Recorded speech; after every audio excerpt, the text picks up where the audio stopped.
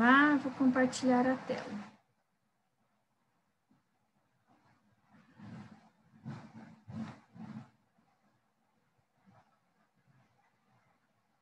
Na prova de vocês vão cair 2 perguntas de cada assunto. Então, 2 sobre peixes, 2 sobre anfíbios, 2 sobre répteis, 2 sobre aves e 2 sobre mamíferos, né? Então, vai ser 2 perguntas aí de cada assunto. Então, vamos lá, que eu vou falar de maneira bem geral sobre tudo, para dar tempo de eu fazer toda a revisão. Então, na aula passada, eu já havia começado, então, a revisão. Tinha faltado eu falar só sobre aves e mamíferos, né? E eu fiquei de passar para vocês aí o que vocês deveriam estudar, que vai cair na prova, certo? Então, de peixes, o que vocês precisam saber aí? Basicamente, as diferenças entre peixes cartilaginosos e peixes ósseos. Basicamente isso, o que um tem e o que o outro tem. Então, é isso que vai cair na prova de vocês.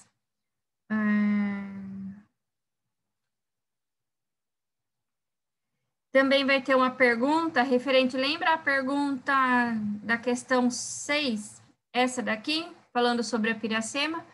Tem uma pergunta semelhante, tá? Que fala do mesmo assunto na prova de vocês, ok?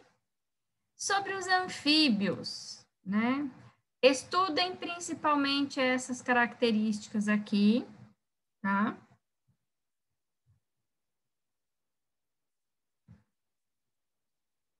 Também as diferenças, né? Entre anuro, urudelo e os ápodes, né?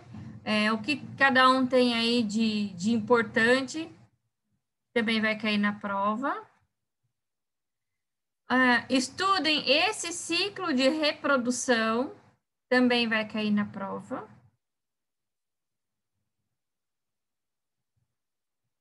Então, ó, daqui vocês podem estudar a questão 1, a questão 3,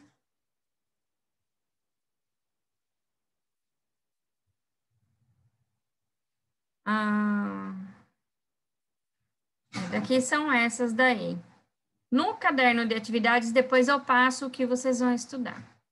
Quanto aos répteis, né? Então, estudem essa parte aqui, ó, das adaptações que os répteis desenvolveram para se adaptar ao ambiente terrestre, ok?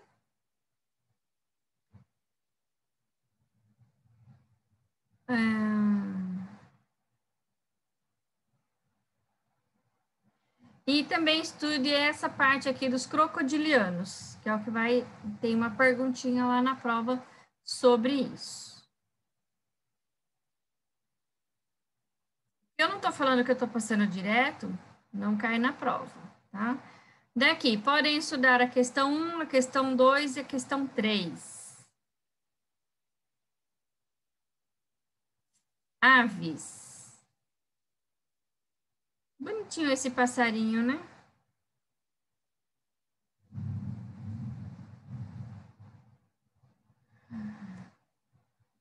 Das aves, eu quero que vocês estudem aqui a classificação, tá? De paleognatas e neognatas. Quais estão num grupo, quais estão no outro, quais características tem em um grupo, quais as características que tem no outro grupo. E também a questão aí da reprodução, né? O que tem aqui nessa questão aqui da reprodução.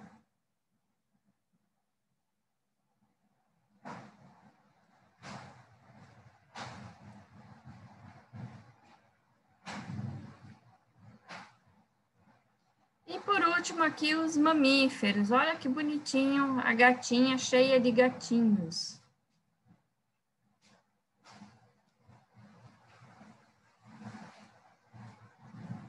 Dos mamíferos, eu quero que vocês estudem essa parte aqui de classificação, tá? As diferenças entre eutérios, metatérios e prototérios. Basicamente é isso daí que vai cair na prova de vocês, tá bom? Então, vocês não precisam estudar aqui, ó. Cetáceo, sirênio, primata. Não, isso daqui não, tá? Não precisa entrar nesses detalhes. Mas a característica, por exemplo, aqui, ó, eutérios. Então, essa característica aqui, ó, do grupo dos eutérios, tá? As características aqui do grupo dos metatérios. Então, essa característica aqui. O que é de particularidade, não precisa, tá? Aqui, ó, os prototérios, né? Então, essas características aqui, ok?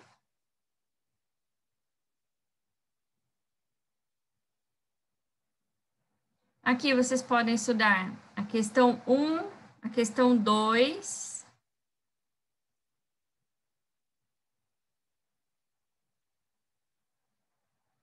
Isso aqui não vai cair. Vamos para o livro de atividades.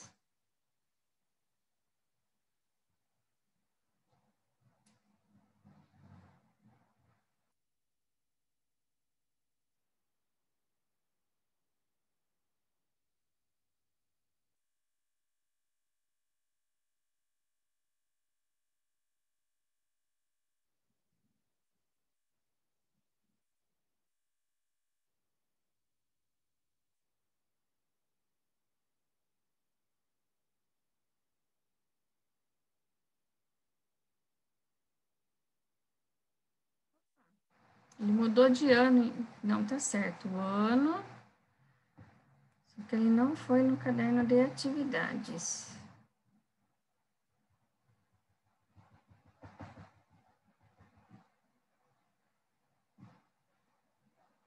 Aqui. Voltar.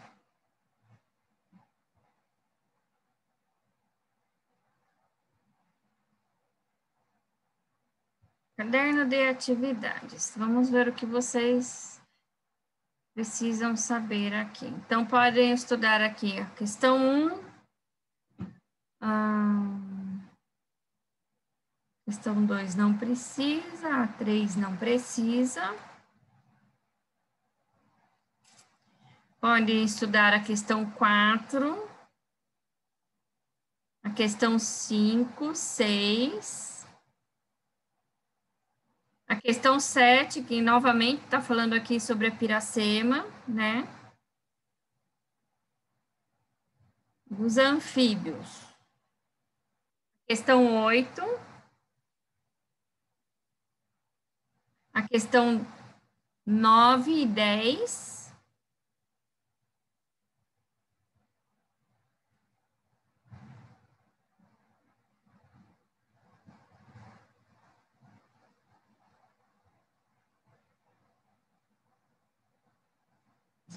Questão 14.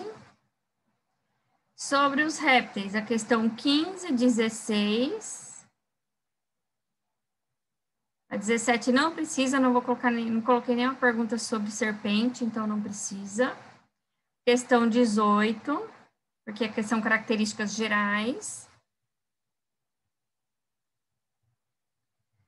Sobre aves. Podem estudar aí a questão 20, que fala aí da questão da temperatura do corpo, que também está presente naquela condição de características gerais das aves que eu falei. Questão 21. Questão 23, né, que fala aqui do processo de reprodução.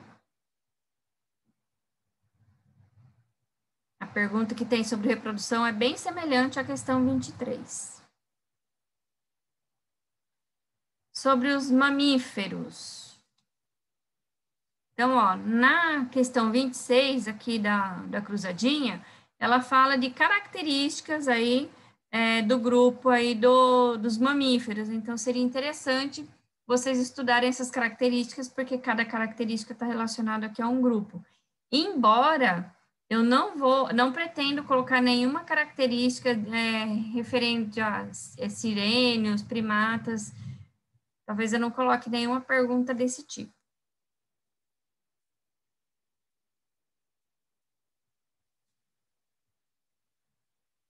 pode estudar sobre a 27.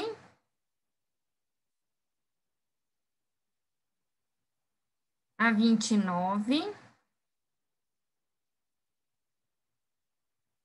E é basicamente isso. Ok?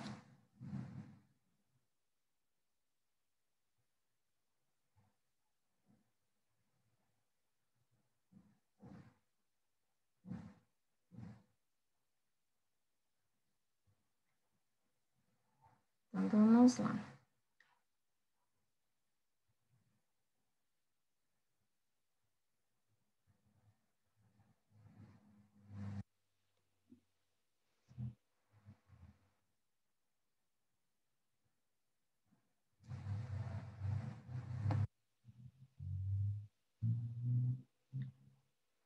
Então, vamos para a apostila. Página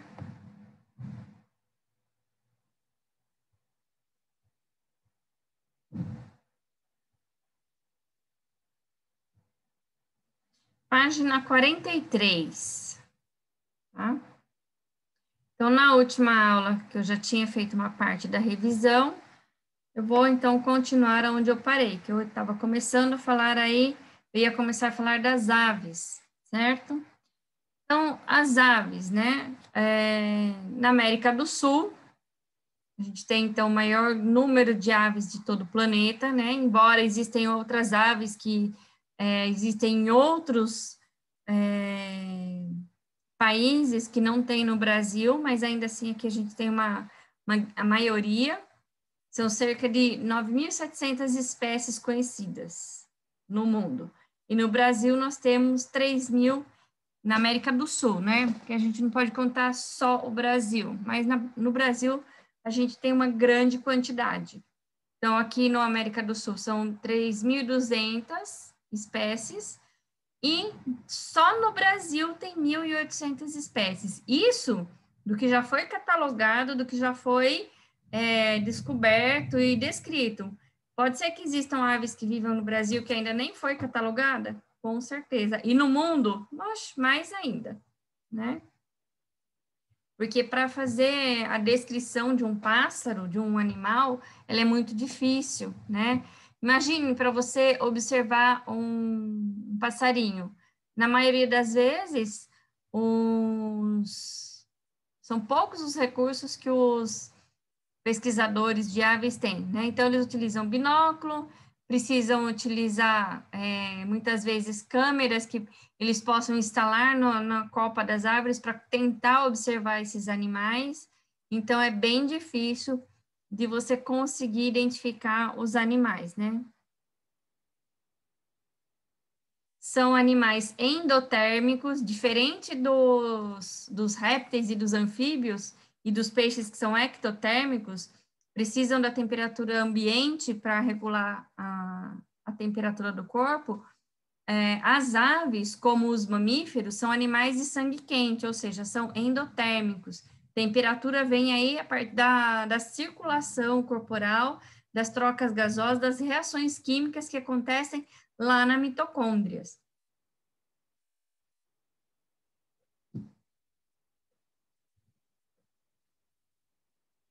Né?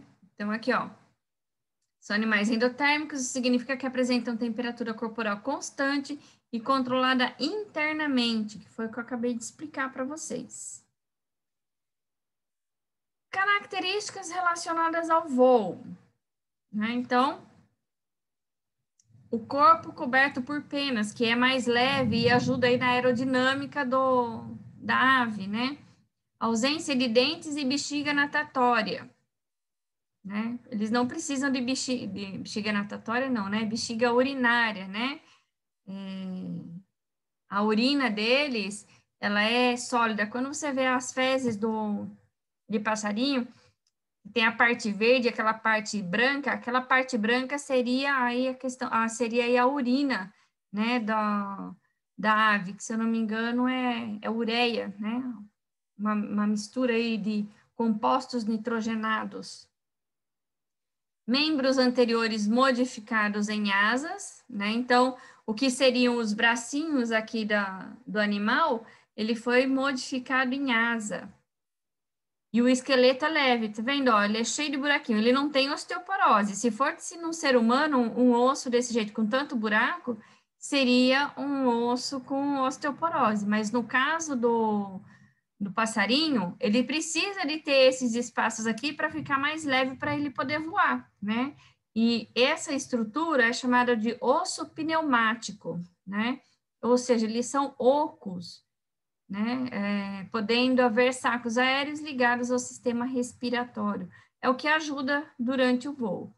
O osso do peito, denominado externo, na maioria delas, apresenta uma carena, quilha, né? Então, ó, o osso do externo fica aqui, tá? Deixa eu ver se ele mostra aqui a quilha. Não. Mas é isso daqui, ó.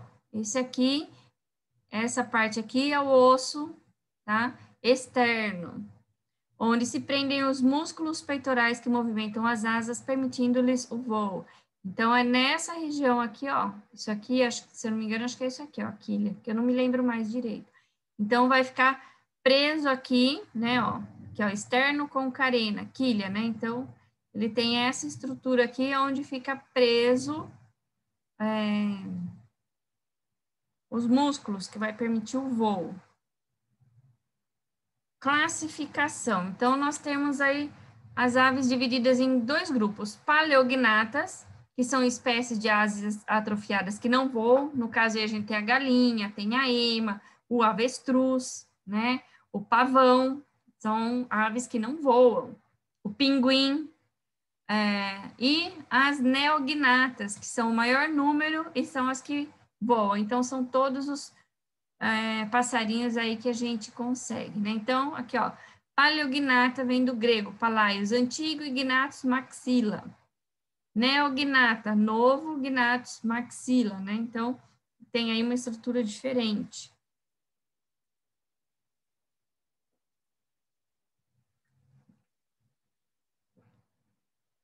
Então, olha só, né? Então, aqui tá falando do paleognata, e aqui tem os exemplos, ó, a ema, avestruz ou inhambu, nunca vi essa ave, casuar, também não conheço, o kiwi e o emu australiano.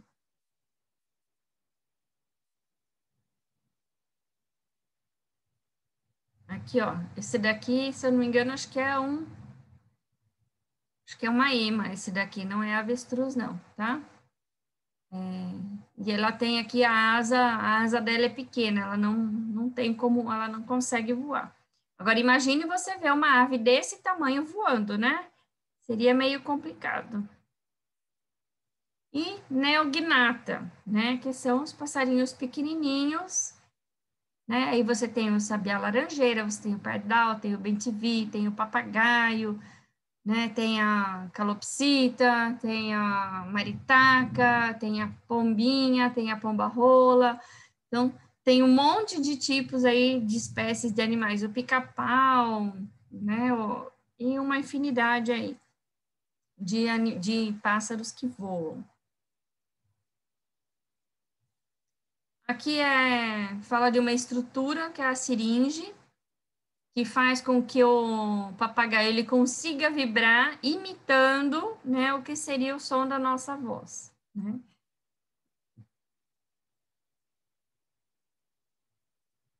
Reprodução, né? Então, todas as aves são ovíparas.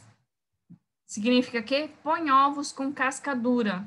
Ou seja, quando ela bota o ovo sai com a casca molinha. Só que ao entrar em contato com o oxigênio, ela endurece, tá? E a casca ela é toda porosa, cheia de buraquinhos, para permitir a entrada de oxigênio, né, para o embrião. Então, olha só aqui. Então, você tem aqui a casca, né, que é rígida, tem poros que permitem a passagem do oxigênio. Você tem a clara, né, que vai proteger, né, o embrião. Você tem a gema, né, que vai ter aí todos os nutrientes para o embrião, e no caso aqui ele está mostrando um disco germinativo, tá? Quando a gente compra o ovo não está germinado, então você só vê uma linhazinha dessa daqui, né? Porque a hora que você quebra o ovo, você rompe essa ligação, essa linhazinha, e você não vê esse disco germinativo. Por quê? Porque o ovo não está fecundado, ok?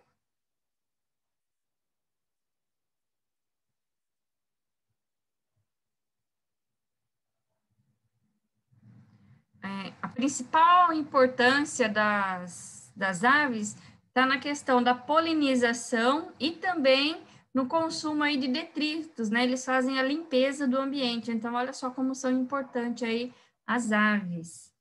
E muitas fazem aí também o que a gente chama aí de controle biológico de determinadas pragas, né? Então, elas se alimentam aí de determinadas plantas, de determinadas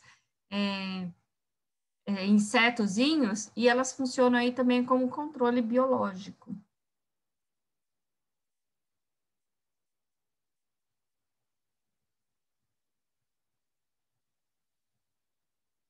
Vamos fazer esses exercícios aqui rapidinho? Vamos lá. Sobre as aves, responda as questões propostas. Para quem não sabe, a apostila, página 46. Essa atividade não precisa enviar, tá? A gente só vai responder aí como exercício de revisão, ok?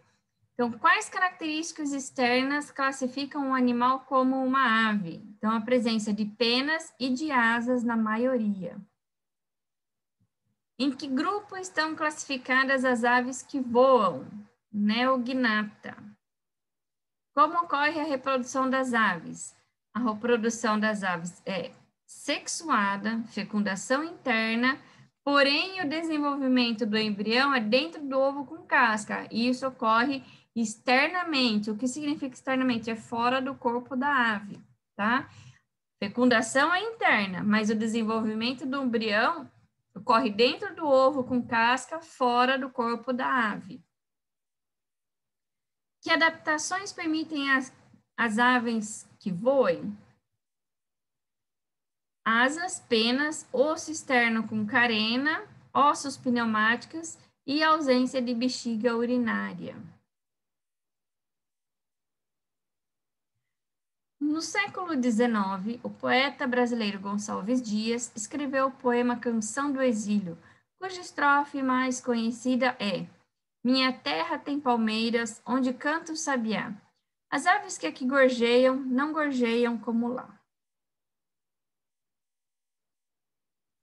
Que estrutura existe no sistema respiratório das aves permite a elas que produzam sons tão variados? A siringe.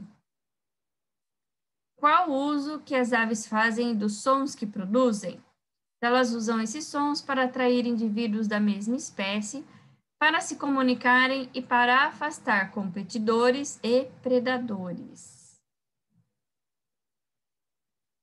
Essa última aqui a gente não vai responder, tá bom? Quem não conseguiu acompanhar a correção, depois assiste a live e aí pega, tá bom? Mamíferos. Então, característica mais marcante dos mamíferos são a presença de glândulas mamárias, né, que produzem leite para os filhotes.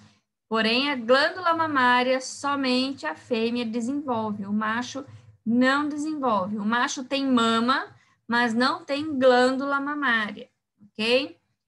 Outra característica é a presença de pelos. Todos os mamíferos possuem pelos, ok? Mas e a baleia, professora? A baleia possui pelo? Não, porque ela não precisa do pelo, né? Mas, por exemplo, o leão marinho tem, né? O urso polar, a foca.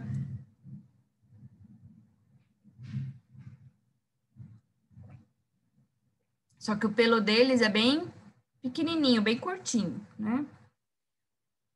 Os mamíferos também são os únicos que têm glândulas sudoríparas e glândulas sebáceas, né? As sudoríparas para eliminar o suor, para regular a temperatura, ajudar a regular a temperatura, e as glândulas sebáceas que vão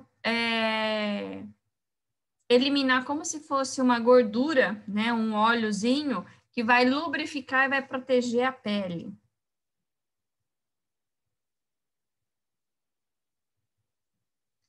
Algumas espécies apresentam glândulas odoríferas, né, que é para expulsar o predador. Por exemplo, vocês já devem ter visto gato, cachorro que passam pela rua e eles urinam em tudo quanto é canto, né? Por que eles fazem isso?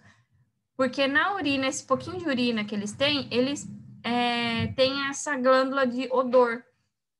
Então, ele joga aquele pouquinho de urina junto com esse odor, né, produzido por essa glândula, e aí quando chegar outro animal vai falar, opa, essa área aqui tem dono, né, não posso entrar nessa área. É assim que os leões demarcam o seu território para afastar possíveis concorrentes, né, então, e volta e meia eles têm lá as suas brigas. Diversidade de mamíferos e sua presença em variados ambientes estão relacionados à endotermia. O que significa isso, né?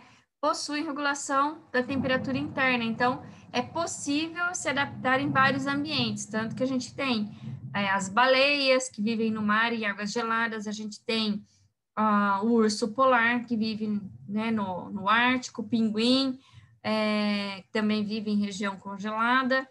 Nós temos os mamíferos que vivem nas florestas temperadas, nas florestas de Mata Atlântica, nas florestas de coníferas, né, onde tem taiga, que é tudo congelado. Então, a gente tem mamífero vivendo em vários ambientes. Na região do Equador, na África, tem um monte de mamífero em tudo quanto é lugar. Eles conseguem aí sobreviver porque conseguem regular a temperatura do corpo internamente, né? Para aqueles que vivem em ambiente muito frio, eles possuem aí uma camada adiposa, né, uma camada de gordura embaixo da pele, que funciona como isolante térmico. E em todos os mamíferos, respiração é realizada pelos pulmões, tá? Então, golfinho e baleia precisam, de tempos em tempos, submergir até a superfície para respirar e depois eles mergulham novamente. Mas eles conseguem ficar bastante tempo debaixo d'água sem precisar respirar. Aqui na apostila de vocês tem uma imagem do elefante marinho, mas aqui não está aparecendo, né?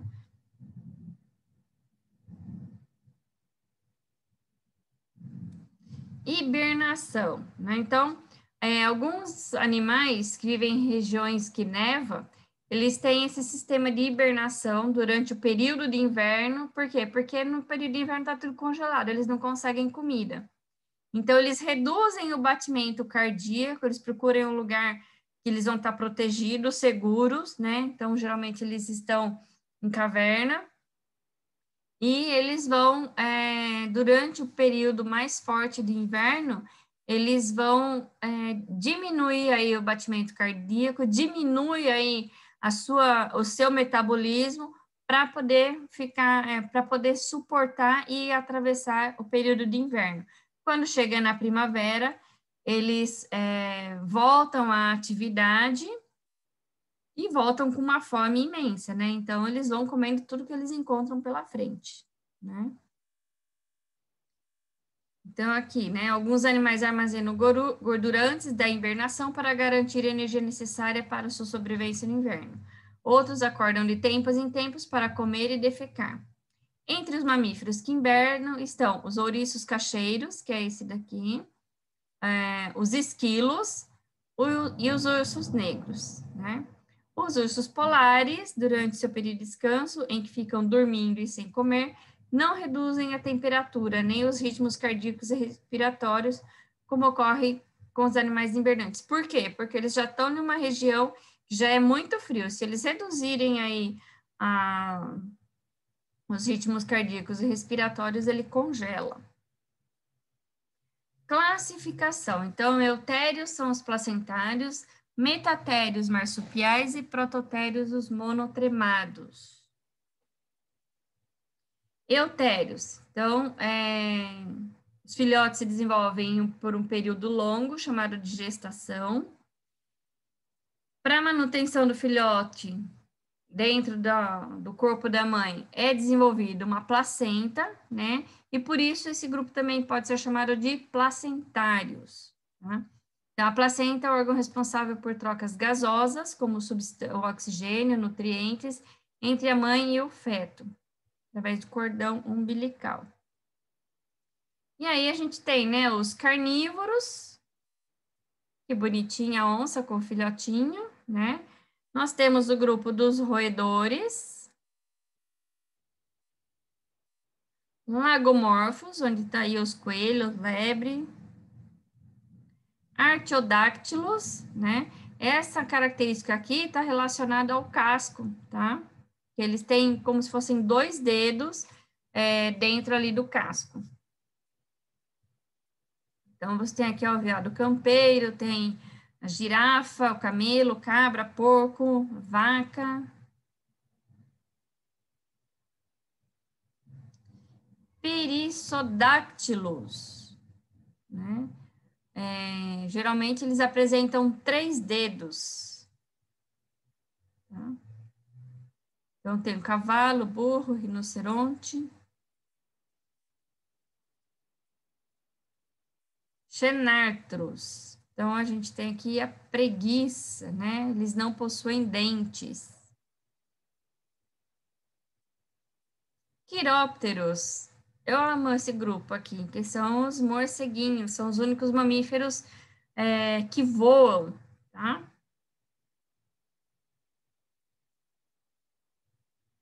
Primatas. Então, apresentam o cérebro mais complexo entre os animais. Tem pés e mãos diferenciados. Então, a gente tem lêmur, macaco, chimpanzé, sagui. Ó, gente, aqui, ó. Estamos nesse grupo aqui. Sirênios, né? Que é a classe aqui do peixe-boi. Podem viver na água doce ou salgada, né?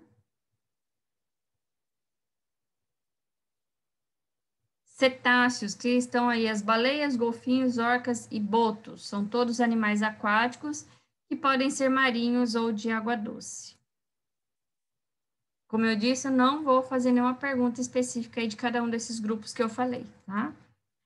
Metatérios. Então, fazem parte desse grupo o canguru, o koala e o diabo da Tasmânia, né? São mamíferos que apresentam uma bolsa denominada marsúpio, na qual os filhotes se desenvolvem. Então, aqui, ó, tá vendo? Tá mostrando aqui a bolsinha. Esse daqui ele também tem uma bolsinha aqui. Como é que isso acontece? Geralmente, a gestação dos marsupiais, ela é muito rápida, né?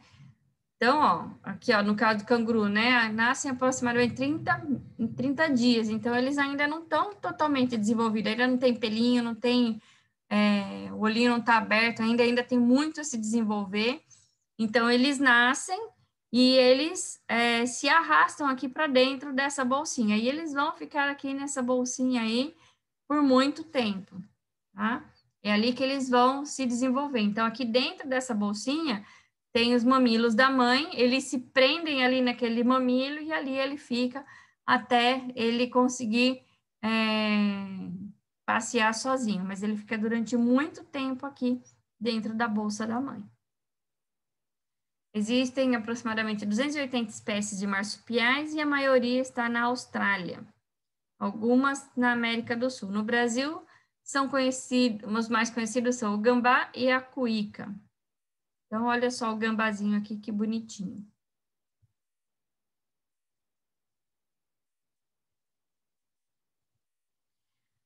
Prototérios. Então, são conhecidos como monotremados e são ovíparos, tá? Eles não possuem placenta, né, como os outros mamíferos, e eles botam ovos. Você fala, pera lá, professora, mas como assim mamífero que bota ovo? Sim. Por que são mamíferos que botam ovo? Porque tanto o ornitorrinco quanto a ecdna, depois que o filhote nasce, eles vão mamar na mãe, né? Então, aqui, ó, Os prototélios apresentam pelos e glândulas mamárias, mas a fêmea não tem mamilos, e os filhotes sugam leite por meio de poros existentes entre os pelos, né? Então, eles não têm, não tem a mama, não tem o mamilo. O marsupial tem mamilo. O monotremado não tem mamilo. Então, ele vai ter o buraquinho e os filhotinhos vão lamber o leite que escorre desse buraquinho, basicamente assim, né? Não é que eles vão grudar ali e vão botar um canudinho e vão sugar, não. O leite fica escorrendo ali e eles lambem esse leite, que é o alimento deles. Ok? Importância dos mamíferos, né?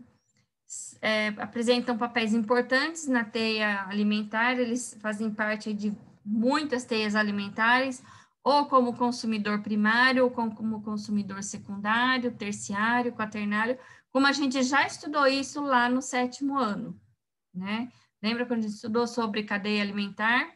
Então, a gente pôde perceber que os mamíferos, eles estão aí em várias partes aí dentro da cadeia alimentar. Ok?